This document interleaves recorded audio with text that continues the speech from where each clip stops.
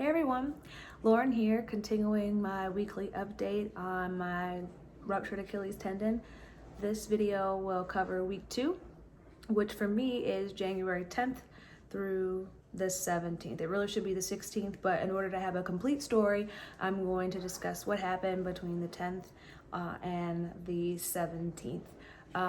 Again, this video, the purpose of the series of videos is to provide a week-by-week snapshot of what to expect generally and what actually happened to me in those weeks. All right, so on the 10th, actually I just want to backtrack for a second. In week 2, you really want to start thinking of how you want to treat this injury, whether you're going to treat it operatively, so with surgery, or whether you're going to treat it non-operatively, non-surgically. With a ruptured or torn Achilles tendon, you can treat either of those two ways, but you want to start thinking about it. Actually, you probably want to think about it before the second week, but the second week is really when you want to make a decision of how you want to go about it, because the first week it's a fresh rupture, that you're not going to just go in and try to sew everything together, because the way that the tendon tears, it's like two mop ends. It's frayed, it's kind of loose, and it would be very hard to sew that. So you need it not to heal completely, but you need some type of healing to start, just a little bit, in order for the surgeon to have something to sew. After like the first few days or like a week, is around a good time to kind of go in, based on my understanding, kind of go in and have the surgery. So this is around the time where you want to just make a hard, fast decision on what you want to do. Obviously thinking about it before the second week, but definitely making a decision early in the second week. All right, so early in the second week for me again is January 10th. That day is when I got my MRI. The MRI, again, you don't necessarily have to have an MRI to determine whether you have a ruptured Achilles tendon. I talked about the tests that you will undergo, or the test that you'll undergo to ascertain whether you have a ruptured Achilles tendon on my first video, my week 1 video, so you can go back and take a look at that. But if you decide you want to take another step, you can get an MRI. I did get an MRI, especially if insurance covers it. Why not get it, just to kind of see how badly ruptured it is, how large the gap is between the two separated pieces, that sort of thing. So I got an MRI, and the MRI revealed I had a full thickness tear. So it's a complete rupture. Sometimes you can partially rupture, other times you can fully rupture. I had a full thickness rupture with about a 5.6 centimeter gap. Now that's pretty significant. It's actually pretty big based on my understanding of the spacing. And the nurse who took me into imaging was extremely concerned. She told me, you want to make sure you call your orthopedic surgeon right away. Like, you have a full thickness tear and the gap is pretty big, you probably want to have surgery. Now, going into this whole process, I was very much against having surgery. I truly believe that I serve a great physician and that the Lord can heal me and suture my tendons back together. And I don't really need to have a surgical intervention. So that was my mindset.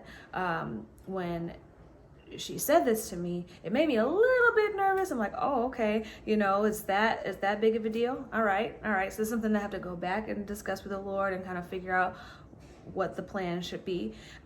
So it made me a little nervous when I heard her say that. And so I sought just some like perspectives and insight from a friend who had this same injury in the past. He described his injury to be a full thickness tear, complete rupture, and his was very bad, and his surgeon recommended that he actually have the surgery. And so he told me about the whole process about the surgery, and what it would be like and what I would go through before and after and that sort of deal. And basically also recommended that I got the surgery. Basically said that if my injury was anything like his, there's a high risk that I wouldn't heal properly and wouldn't be able to, do the activities that I used to do and that sort of thing. So what matters to me, I'm not a professional athlete, but I am athletic. I like to play basketball. I like to run. I like to do obstacle courses. I like to ride my bike. I like to skate. I like to ice skate. I like to be active. Obviously, I like to go to trampoline parks and play basketball and tennis and volleyball and all of that. So I'm very active in that way. But I'm not a competitive athlete. I used to be. Those days are gone. I don't have the time for it, nor do I have the interest in it anymore. So my primary concern wasn't to quickly go back because I had to complete a season, and it wasn't to necessarily get back to exactly like the speed or the strength or the skill that I had prior to this injury. What mattered most to me was that I was able to go back to the activities that I love, that I enjoy, and live the life that I lived before I had this injury. One more thing, climbing walls. I love climbing walls too. So yeah, just be able to go back to those activities. If I couldn't do it exactly the way that I used to, that was fine, but I just wanted to be able to do it again with comfort and with a fair amount of ease. But after speaking with his friend and after speaking with the nurse that took me into the imaging room, I got nervous that there was a risk that might not happen. So I discussed my concerns. First I went into prayer with this information, and I expressed to the Lord my desire not to have surgery. And I also, after expressing my desire, asked him what his will was, what he wanted me to do, because I truly believe he knows best. Each individual has the desires of their heart, the way that they want to lead their life. But I truly believe that if we submit our desires and our will to the Lord, we can't go wrong. So that's what I did. I was in prayer about it, and the Lord told me I didn't have to have the surgery. So I definitely felt better about it. But of course, prior to going back into prayer, I had spoken with my surgeon. I had spoken with my surgeon and shared with him my concerns about, I didn't see the images at the time, but I just had the printout of the results of the MRI. I talked to him about that. I talked to him about what the nurse said. I shared with him my nerves about having talked to a friend, and he said, I have a great surgeon. Let me just say. I have a great surgeon. He shared with me that he understood my concerns, but just kind of cautioned me not to base my whole decision on the opinions of a few people, which is wisdom. So he said, what you want to do is go get a second opinion. He recommended a personal surgeon that he sees, that he sends his family to. And then he also recommended a few articles and studies for me to read to kind of better understand the science and the medicine behind treating a ruptured Achilles tendon. So I followed his suggestions. I went and got a second opinion, and I also, before I saw the second physician, I read those articles. So I'm gonna, in the description box, I'm gonna drop a link to those articles for you to review at your leisure. But I just kind of want to summarize kind of what I've gleaned from talking with the different surgeons and reading the articles or the abstracts of the articles. So maybe 20, 30, 40 years ago, the way to treat a ruptured Achilles tendon was to have the surgery. You have it, point blank, period.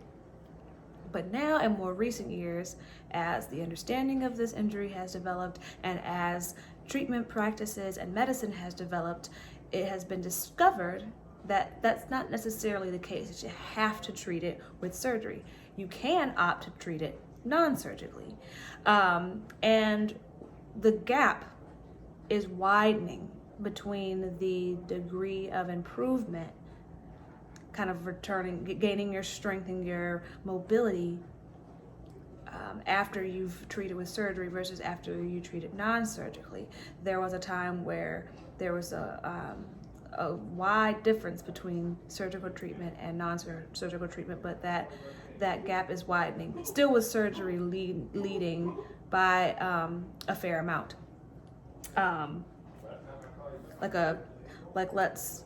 I'm trying to think of like the best way to describe it. There is a maybe 10%, I think now up to like 10% chance of re-rupturing your Achilles tendon if you treat it non-surgically, versus like up to a 2% chance, I think, or something like that, of re-rupture if you treat it surgically. But there are some studies that show that it's virtually comparable, that there's the same amount of percentage of re-rupture rates when you treat it surgically versus when you treat it non-surgically in more recent years. So there is no concrete answer on the absolute best way to treat this injury. The best answer is what matters to you. So the best way that I can summarize it is, if you are an athlete or a professional athlete and you really want to get back to your season as soon as possible, and you want to ensure that you get the slightest margin of advantage, the greatest likelihood by the slightest margin of your strength, of your explosive power when you're pushing off on your Achilles tendon, or your speed, then go ahead and have the surgery.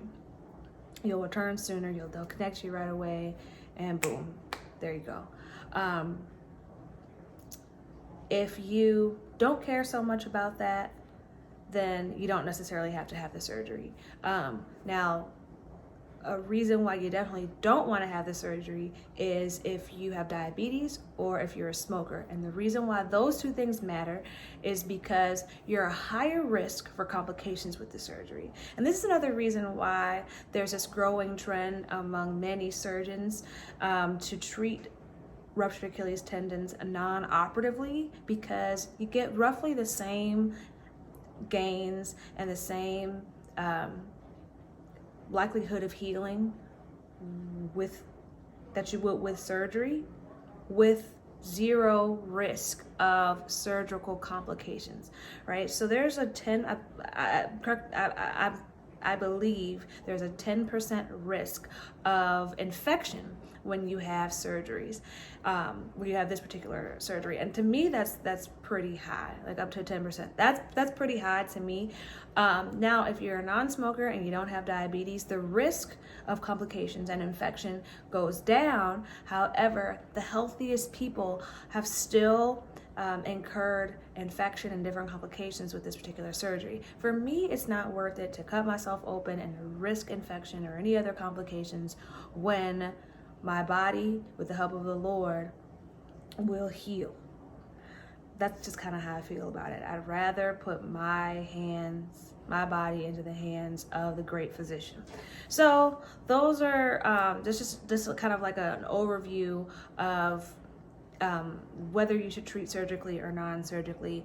The decision really is up to you. If you're an athlete, you may want to have the surgery. If you're a non-smoker or a diabetic, you definitely don't want to have the surgery. But if you're anywhere in between, it's really up to you what you want to do. You just have to ascertain what matters most to you. And that's an individual decision. So again, I'll provide that information for you to kind of read in more detail and make the decision for yourself. So I got the second opinion, and the second physician that I saw agreed with my treating physician that I don't have to have the surgery, and said what I said to you guys. It's really up to me what matters most to me and what I want to do going forward. So I got the second opinion on the 14th. So MRI on the 10th, second opinion on the 14th. Of course, I read those articles, went back into prayer to confirm the path that I should take, and the Lord told me that I did not have to have the surgery. So after that, I went and got fitted for my air cast or cam boots. This is the boot that you go into whether you have surgery or not. If you choose not to have surgery, then you go into what is called functional rehabilitation or early weight bearing. And all that is it's just a way of treating your Achilles tendon to kind of facilitate your strength and your healing sooner and better. There are some studies that revealed that if you kind of get your tendon like moving a little bit sooner than you would if you just had it sitting undisturbed for several months, that you'll get more flexibility and you'll get more strength, and just you'll be in an overall better position, closer to the way that your tendon was before you injured it. And so that's the route that I'm taking. So I got fitted for the boot, and then on the 17th, I went back to see my treating physician. So on the 17th is when I had to let him know what my decision was, whether I was going to go with surgery or whether I was going to go the non-operative route. And at this point, I'm almost at 2 weeks, and he was urging me, I've got to make a decision, and I'm going to urge you got to make a decision, because the longer that you wait, the more your body is healing. And you don't want to, granted, you can always go back in and have the surgery if, God forbid, things were to go awry, but it's just harder. The risk of complications increases the longer that you wait, the more that it heals. So he's telling me, no, you really have to make a decision. So, and this is what I thought was so wonderful. I love the Lord. So, as I told you before, I got my MRI on the 10th, and the MRI, according to the radiologist, revealed that I had a very significant gap, and that I had a full thickness tear, and that I needed to have surgery. Well, the radiologist didn't say that, but the nurse that gave me the printout said that I needed to do that. So when I went and saw my orthopedic surgeon, he was kind enough to take me back into his office and let me see the images myself. And he flat out said, I don't agree with what the radiologist said. He says, yes, there's one part of your ruptured Achilles tendon that does have a significant gap. He says, but you have to keep in mind the tendon is broad, but it also has thickness to it. He says, so he's only looking at one image of your tendon to determine that your gap was big and you needed surgery. He says, but I'm looking at all these other images. He says, and the other images confirm that the pieces of your tendon are intermingled, kind of like that. They're close. He said, we're talking about millimeters of distance that you need. He says, all you need is just a few millimeters and your tendon pieces will heal back together and you'll be in great shape. He says, I don't recommend surgery. I don't think you need it. Now, this is a complete confirmation to what the Lord was telling me in prayer, that I don't need the surgery. So I told him, I was like, you know what, sir, I trust what you're saying.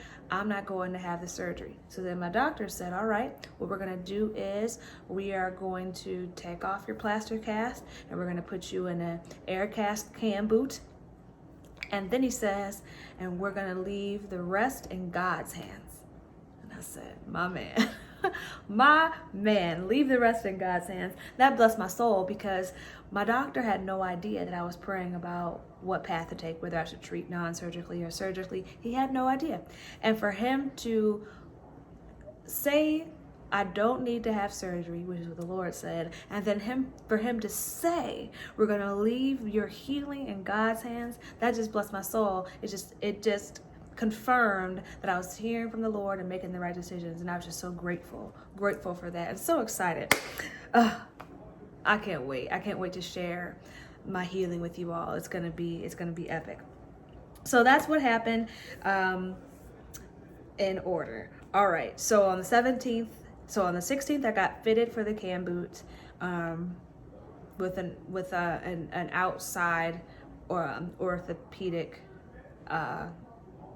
like prosthetic company. And then on the 17th, I went into my doctor's office and they put me in the cam boot. Okay, now let me tell you what happens when they put you in the cam boot, because that was a scary process for me. I'm gonna just actually backtrack one more time. So when I saw the second surgeon, of course, the second surgeon had to cut me out of the first plaster cast, because he had to do his own assessment and take a look at everything. Of course, he had the x-rays, and of course, he had the MRI images, but he wanted to take a look at my actual foot. So cut me out of the plaster cast and, did his own test, the Thompson test, and then he put me back in a new plaster cast. This cast was a little bit tighter on my leg, and instead of it being hard like on the bottom, it was hard all around, and they just left kind of like a narrow landing strip of like open space to give me like space to swell. Your foot will swell. It will swell a fair amount in week 1 and week 2, especially if you're not elevating it enough, if you're doing a little bit too much moving and all of that, if you're keeping your foot down too long, like on the floor or just below your heart, it will swell and that will hurt. So you want to try to keep your leg as elevated as much as possible. So anyway, they put me in a new plaster cast, and as I said in my last video, they had me plantar flexed as far as I could go. Well, this time they didn't push it down as far as I could go. This time they kind of had me like in a relaxed position, like, so let's say this is as far as they had me before. They had me like that before. They had me probably like right about there. So however your foot like kind of just flexes at rest, that's how they had me. And so they plastered me that way. And then on the 17th, when I went and saw my treating physician, and he put me in the cam boot. Okay, so they cut me out of the plaster cast, and then they put me in the cam boot. Now the cam boot, I'm not flat in the boot. That's another important thing. You do not want to overstretch this tendon because you run the risk of re-rupturing it. Don't ever let anybody overstretch you. You want to slowly straighten out your foot into a 90-degree angle over time. Right now you want to still keep it plantar flexed to facilitate the tendons staying as close as possible, to facilitate healing, but you do want to slowly stretch it. Because if you don't slowly stretch it, what will happen is you will heal plantar flexed and you won't ever walk right again. So you're gonna have to just slowly straighten it out. So they put me in the cam boot on the 17th, and they put wedge like inserts into the cam boot. And what that does is it prevents my foot from sitting, at this, flat at a 90-degree angle, and so I'm still plantar flexed. I'm plantar. I've got like this 20-degree plantar flexion, so 2-centimeter wedges. So inside the boot, like my heel kind of sits up like that, like so. That would be. I'm trying to demonstrate it. It's kind of awkward. So that would be flat, but inside the boot, I'm like that. I'm not flat. It looks like I'm flat from the outside, but I'm not. I'm elevated. It feels like I'm walking with, well, I can't walk, but if I rest my boot on the floor, it feels like I've got one high heel shoe on and then my foot flat on the ground. It's very weird. So yeah, but that's what you want to do. You want to make sure that you slowly straighten yourself out and you keep yourself elevated. So make sure that there are wedges put in your boot.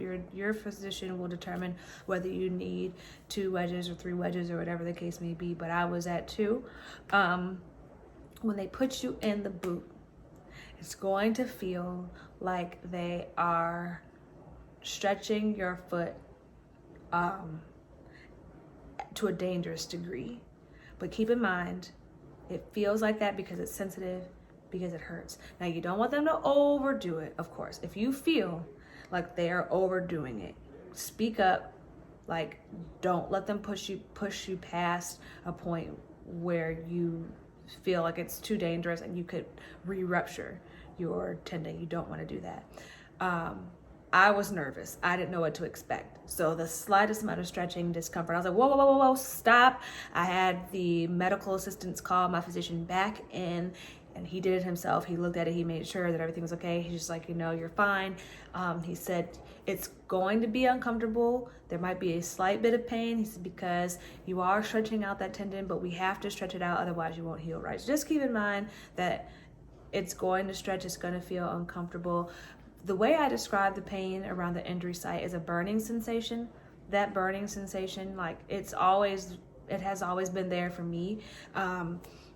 It wanes, but if you touch it or manipulate it, it's there.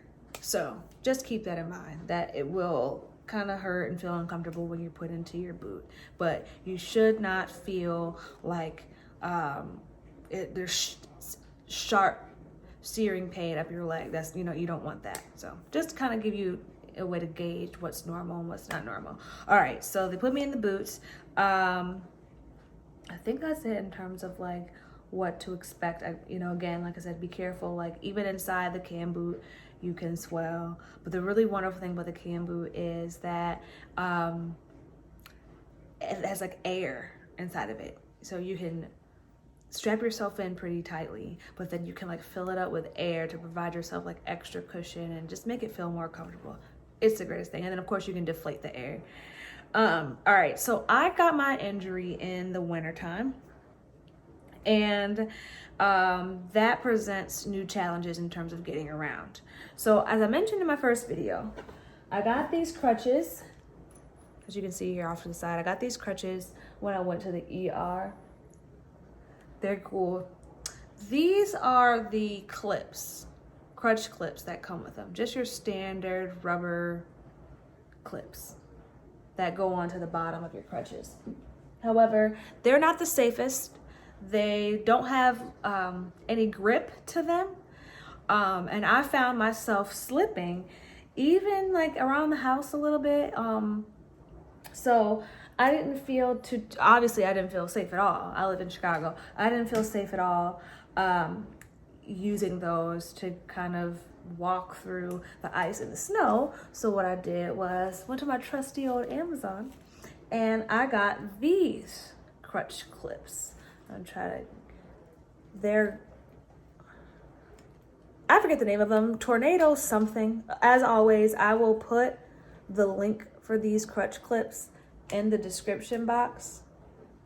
As you can see, they have rubber soles, rubber grips. They are bigger, significantly bigger than those other gray clips I showed you. I'm gonna try to bring the other one up here too. They're significantly bigger. You see that? They're significantly bigger, sturdier, heavier, and they're designed,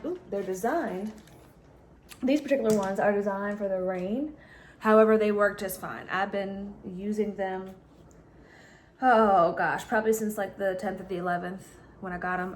Or maybe even earlier than that. I've been using them for weeks now, and they work great in the rain. They work great in the snow. They work great on ice. I haven't slipped. I haven't felt uncomfortable. They grip the ground really well. I recommend that if your injury occurs during the winter months, because you definitely don't want to fall and re-rupture your Achilles tendon, and you certainly don't want to ruin your good leg. I mean, that would just be devastating. So you want to get those.